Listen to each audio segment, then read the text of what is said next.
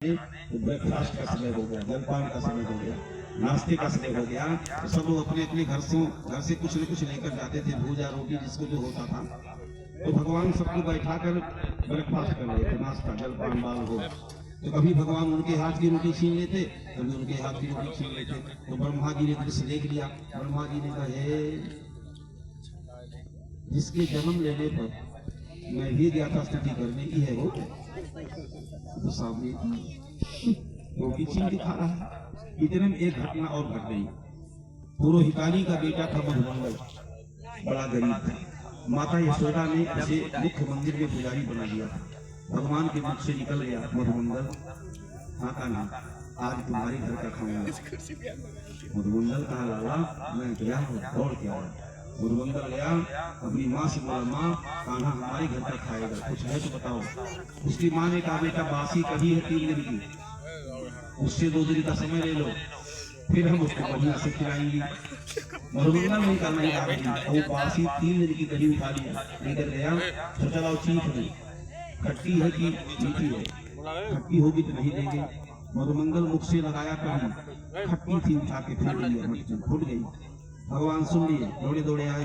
काहो मधुमंगल आप यहाँ है, इधर बहुत काम आ गया। हम कहे रहे कि आज तुम्हारे घर पे कुछ न कुछ खाओ। अकेले अकेले कभी पी जगह में खड़ा रहा, तुम्हारे मुँह लागल ना। और ब्रह्मा जी ने यही दृश्य देख लिया। भगवान ने मधुमंगल के मुख पर लगी हुई कढ़ी अपने जीभ से चाटने लगे।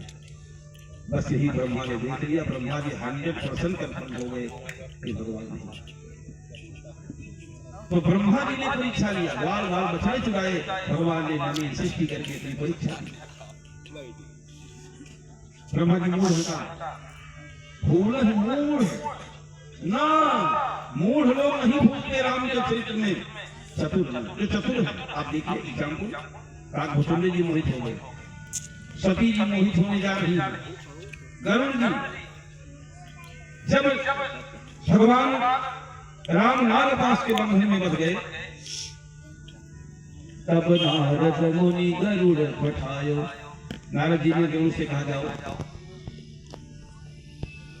गरुड़ जी आए, इसका सुनाता हो आहिरिका में गुरु के कथा का नौटंकी में वापस हो गई थी कथा में। हाँ नाच ही हो गया, उन्हें सिंह को मार आ गया कहीं मेरे को।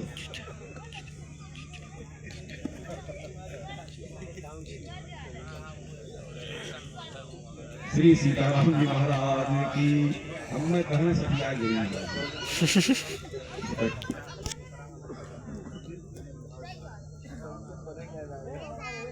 प्रेम से यज्ञ नारायण भगवान की। तो गरुड़ जी आए, मेरे तरफ देख, गरुड़ जी आए, बंधन काट गए उर्गागा। गरुड़ जी ने भगवान को कुर्सी भगवती करी सब खाए, माया नाग बरूथ। भगवान जी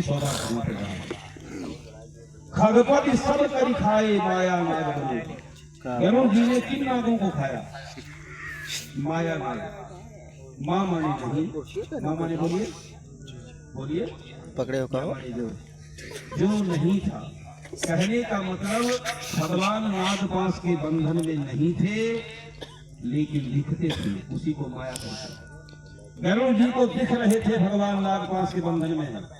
तो गरुड़ जी भगवती करी सब खाए, माया नाग बरूथ। गरुड़ जी ने उन माया नाग को, जो वास्तव में नहीं था लेकिन दिखता था, गरुड़ जी जब राम को बंधन से मुक्त कर दिए तो गए नारद जी के पास। नारद जी से कहे, हो हमें कहाँ भेज रहा है, वो भगवान हो, भगवान ही से हो।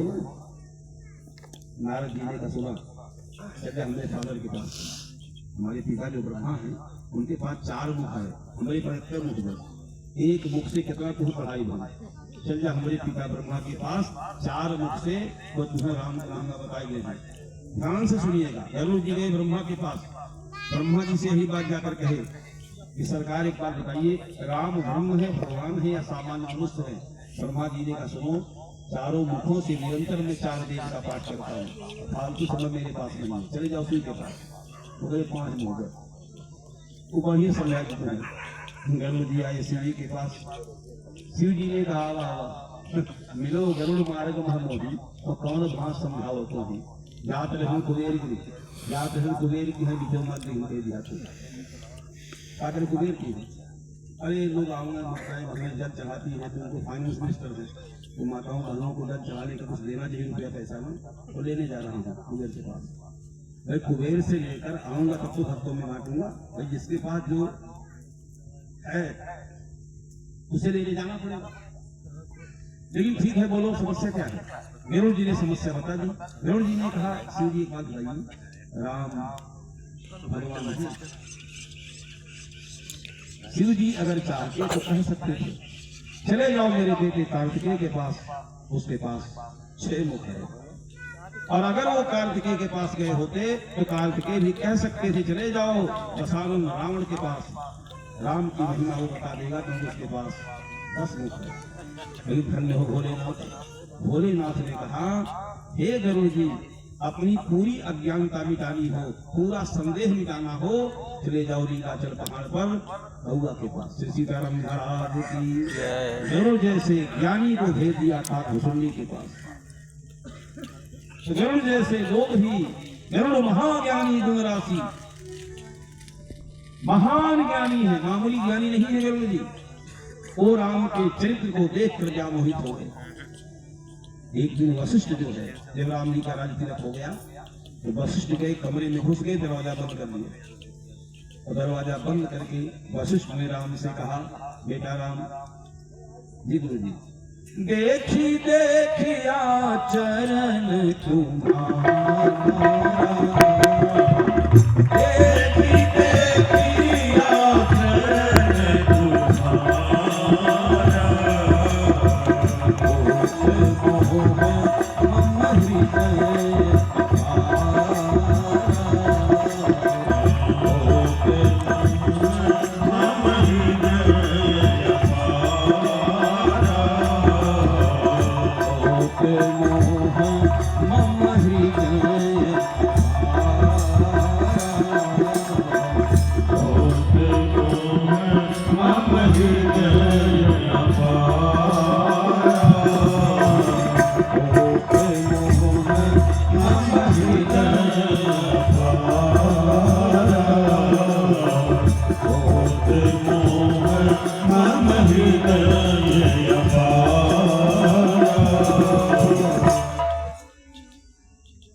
वशिष्ठ ने कहा राम तुम्हारे चरित्र को देखकर मुझे मोह पैदा हो गया मैं भ्रमित हो गया हूँ आपको क्या समझूं। राम ने कहा गुरु जी मेरे इस अवतार में आपको गुरु का रोग मिला है सो बढ़िया से आप गुरु का रोग निभाइए बाकी आप जानते ही है मैं कौन हूँ। श्री सीताराम महाराज की। तो वशिष्ठ ऐसे ज्ञानी भी राम के चरित्र को देखकर जा मोहित हो गए। ये सब चतुर नर हैं मूढ़ नहीं है। भूल ही मूढ़ ना मूढ़ तो मूढ़ है वो का भूलेंगे। चतुर नर राम का चरित्र ऐसा है कि बड़े बड़े ज्ञानी राम के चरित्र को देखकर जा मोहित हो जाते हैं। तो सती जी परीक्षा लेने गई। संक्षेप में सुनिएगा। परीक्षा लेते समय धरि सीता का रूप किसका रूप बनाया बोलिए बोलिए। अच्छा सीता का रूप बना के राम जी के आगे आगे चलने लगी। रूप बनाना अलग विषय है। सीता का आचरण भी आ जाए तब समझिए असली सीता है आप। सीता का रूप सती ने तो बना लिया लेकिन चलने का ढंग नहीं आया। सीता कभी भी राम के आगे बोलिए नहीं चल सकती है। हमने आपको बताया है कथा में पत्नी 3 प्रकार की होती है। कितनी बोलिए। हाँ एक होती है धर्म पत्नी जो पति के पीछे पीछे चलती है। दूसरी होती है वाइफ जो पति के बराबरी में चलती है। आपने बीए किया है मैं भी बीए की हूँ आपसे कम नहीं हूँ। एक होती है मैडम मैडम वो एक पर्स टांग लेती हैं जो आगे आगे चलती है। 100 मीटर पीछे उनके हस्बैंड चलते हैं बच्चा लेकर ना रो वो लोग बड़े भाग्यशाली होते हैं जिनको धर्म पत्नी मिलती है। हमारे भैया केश भान दास जी बड़े अच्छे कथावाचक हैं। मेरे साथ बहुत बरसों से आप रहते हैं। मेरी कथा में नहीं रहते स्वयं कथा करने जाते हैं। एक बार हम इनका छुप कर जो है कथा सुन रहे थे क्योंकि हम सोचे सामने जाएंगे तो कहीं कुछ दूसरा ना सोच लें। छुप कर कथा सुनने में आनंद आता है। खुद दही के शब्द गाए थे, कथा में अपने बोल रहे थे कि रात को भोजन करके जो सो जाए, रात को भोजन करके जो बोलिए सो जाए उसे कहते हैं सैया। क्या कहते हैं? बोलिए सैया। और जो रात को 8-9 बजे पी कर आवे उसे कहते हैं पिया। क्या कहते हैं? पिया। और पत्नी के अत्याचार से जिसके पति की आंखें नम रहती हैं उसे कहते हैं सनम। क्या कहते हैं? और जिसकी पत्नी सज धज के अपने पति का इंतजार करती है उसे कहते हैं सजना। क्या कहते हैं? और बेलना की मार खाकर भी जो सामने खड़ा रहता है उसे कहते हैं बलमा। बड़ी क्वालिटी है इसलिए